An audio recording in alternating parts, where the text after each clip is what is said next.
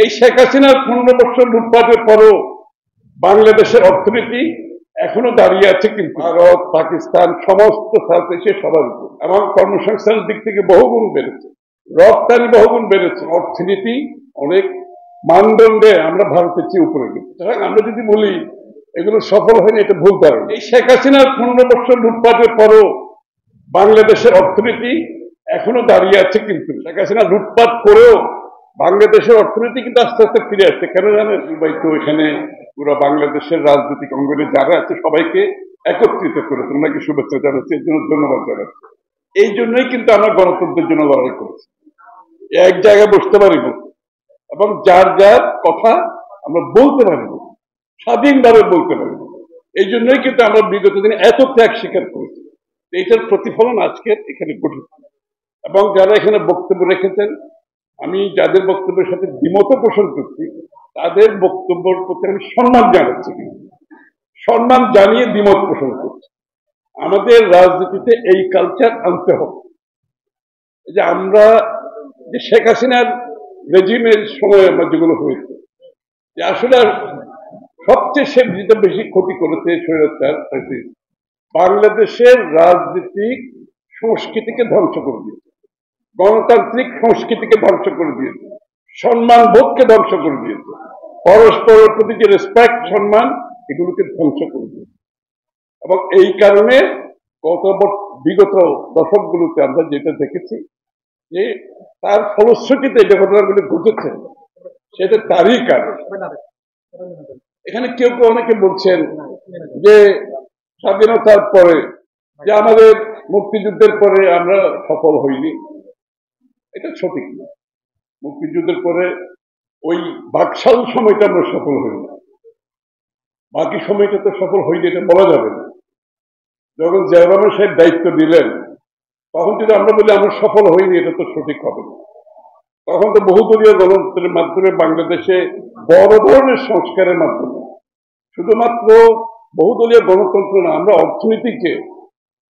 অর্থনীতিকে জনগণের অংশগ্রহণের কাছে নিয়ে গেছি, যে আপনার মুক্ত বাজার অর্থনীতির মাধ্যমে প্রত্যেকটি জনগণকে অর্থনীতিতে যাতে অংশগ্রহণ করতে পারে সেই অবস্থায় জিয়া রহমান সাহেব নিয়ে গেছেন। কৃষক, শ্রমিক, ব্যবসায়ী, পেশাজীবী সকলে অংশগ্রহণ করেছে, আমাদের সাংস্কৃতিক অঙ্গনে যারা ছিল তারা অংশগ্রহণ করেছে। সকলের অংশগ্রহণের মাধ্যমে বাংলাদেশ একটি উচ্চ পর্যায়ে চলে গিয়েছে। এবং যে ফাউন্ডেশনটা দিয়েছেন সেই ফাউন্ডেশনের উপর বিএনপি বাংলাদেশ কিন্তু এখনো দাঁড়িয়ে আছে, সেই ফাউন্ডেশনের উপর যে মূল্যবোধগুলো দিয়ে গেছেন সেই ফাউন্ডেশনের উপর বাংলাদেশ কিন্তু এখনো দাঁড়িয়ে আছে। আমরা যদি বলি 91-তে আমরা বিফল হয়েছি, সত্যি না।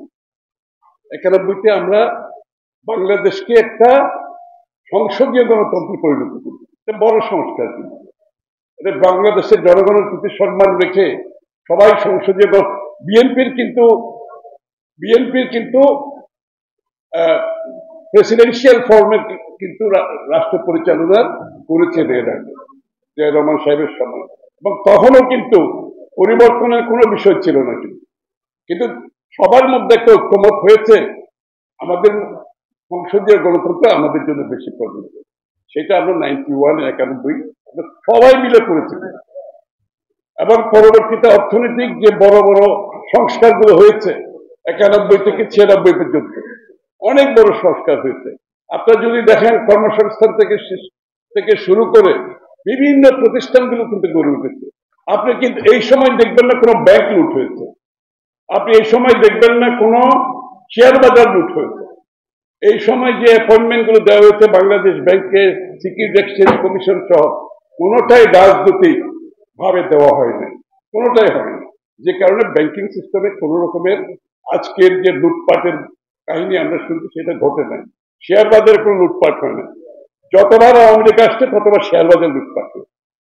সুতরাং আবার 2001-এ যে আমরা সফল হই নাই এটাও তো বলা যাবে না। আমরা যখন সরকার থেকে চলে যাই বাংলাদেশের প্রবৃদ্ধি ছিল 7.06%, ভারত পাকিস্তান সমস্ত সাউথ এশিয়া সবার উপর, এবং কর্মসংস্থানের দিক থেকে বহুগুণ বেড়েছে, রপ্তানি বহুগুণ বেড়েছে। শেয়ার বাজার লুটপাট হয় না, ব্যাংক লুটপাট হয় না, এবং অর্থনীতি অনেক মানদণ্ডে আমরা ভারতের চেয়ে উপরে গেছি, পাকিস্তান, ভারত, পুরো অঞ্চল থেকে। সুতরাং আমরা যদি বলি এগুলো সফল হয়নি, এটা ভুল ধারণা।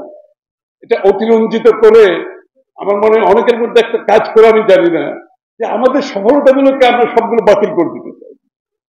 মনে হয় কোনো একটা উদ্দেশ্য নিয়ে আমরা কিছু বলছি যে সফলতার দরকার নাই, আমরা সবসময় ফেলিয়ে করে যাচ্ছি। না, ফেল করি নাই তো।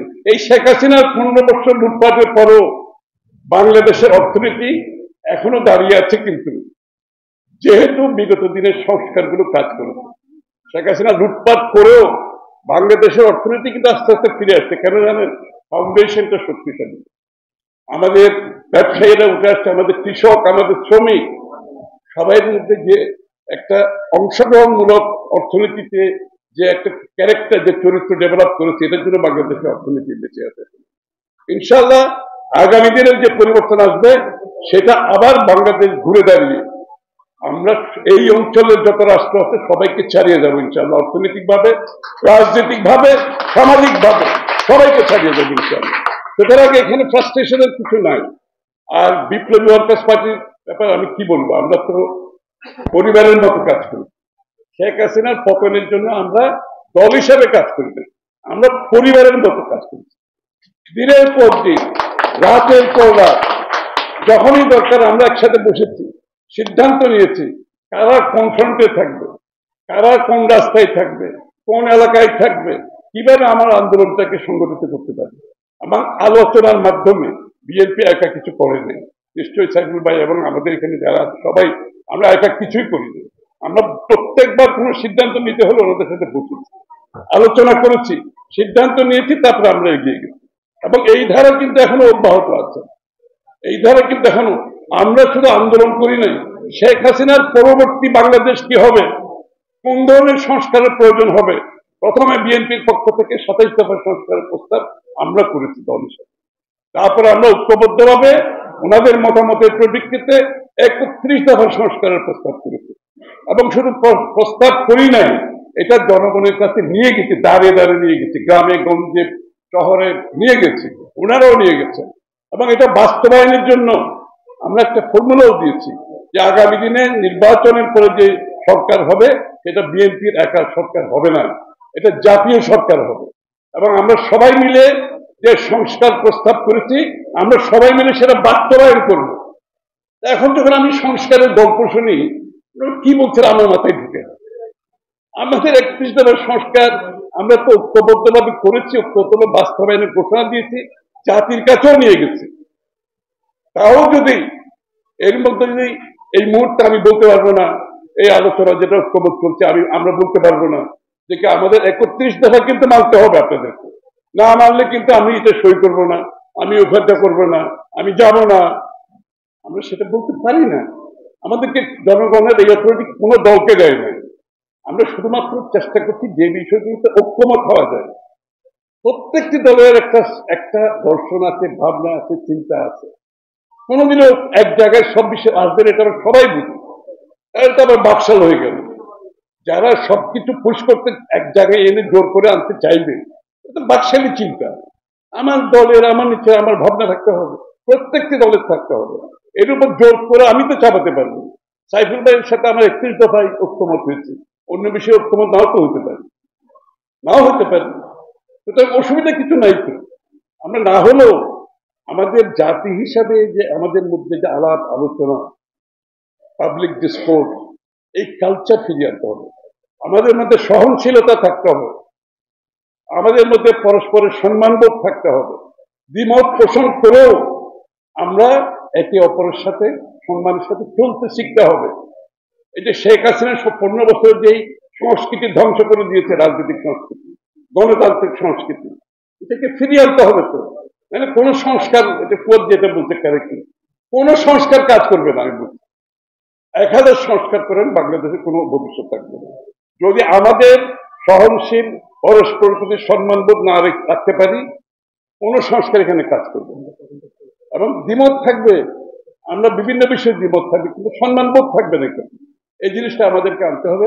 সবশেষে আমি একজন বক্তা বলেছেন যে পরবর্তী বিপ্লব আন্দোলনের পরে শেখ হাসিনা পালিয়ে যাওয়ার পরে জাতীয় সরকারের জন্য একটা প্রপোজাল দিয়েছিল। আমি একটা কথা পরিষ্কার করতে চাই, রাজনৈতিক দল ক্ষমতায় আসবে নির্বাচনের মাধ্যমে।